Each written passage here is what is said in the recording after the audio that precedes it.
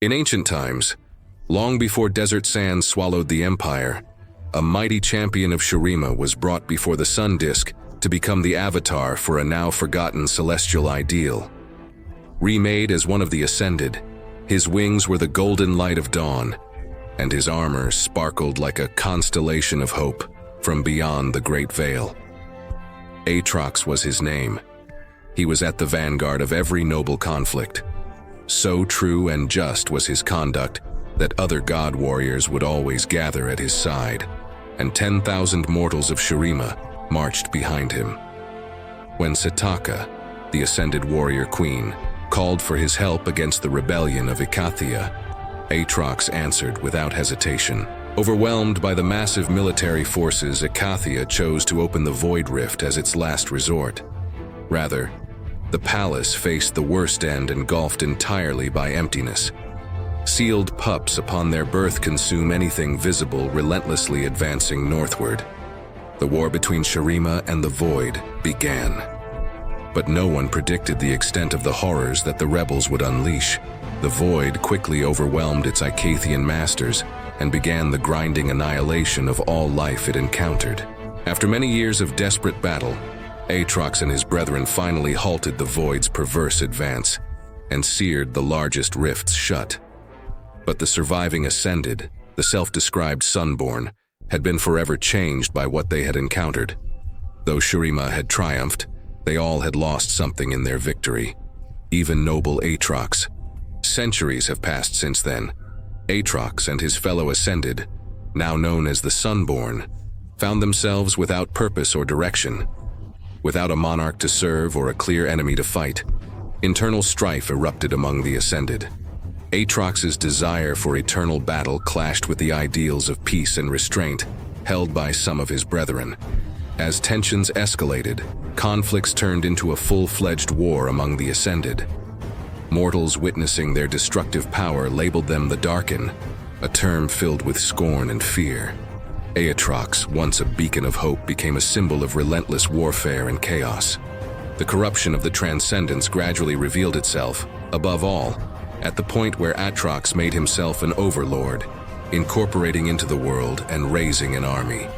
Transcendence began to reveal their hidden malevolence, intensifying their dive into war. Now countless lives consumed in the fires of war they ignited have vanished in its aftermath. People called the fallen Transcendents Tarkinus, cursing them with hatred and encouragement so different. The world was driven to the brink of destruction by the reverse wave of a lengthy winding. The human armies, victorious in war, rallied against Tarkin in the Castle of Dawn.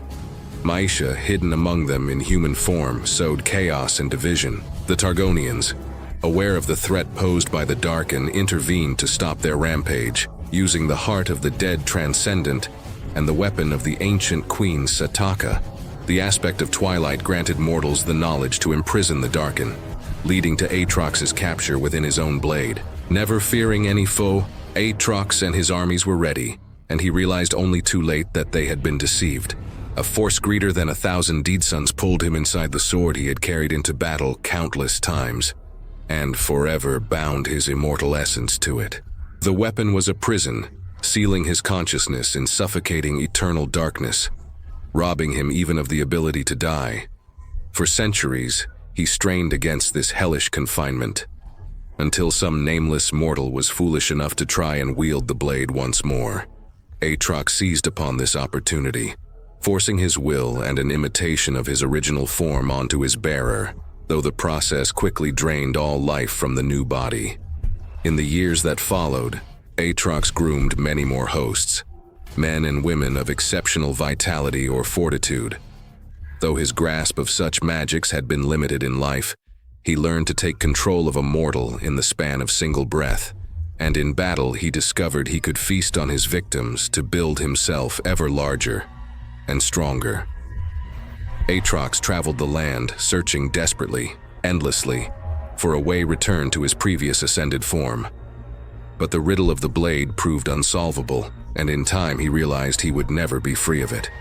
The flesh he stole and crudely shaped began to feel like a mockery of his former glory, a cage only slightly larger than the sword. Despair and loathing grew in his heart. The heavenly powers that Aatrox had once embodied had been wiped from the world and all memory. Raging against this injustice, he arrived at a solution that could only be born of a prisoner's desperation. If he could not destroy the blade or free himself, then he would embrace oblivion instead.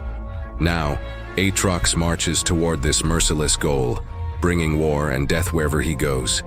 He clings to a blind hope. If he can drive all of creation into a final, apocalyptic battle, where everything else is destroyed, then maybe he and the blade will also cease to exist. Aatrox's story is one of tragedy and vengeance, a fallen warrior trapped in a cycle of endless conflict and despair. Despite his overwhelming power and prowess in battle, he is a tormented soul seeking oblivion, willing to plunge the world into chaos in his quest for final release from his cursed existence. His path is a dark reflection of the consequences of unchecked ambition, the horrors of war, and the relentless pursuit of freedom, even at the cost of annihilation. I have no goodness left. It was taken from me, stolen.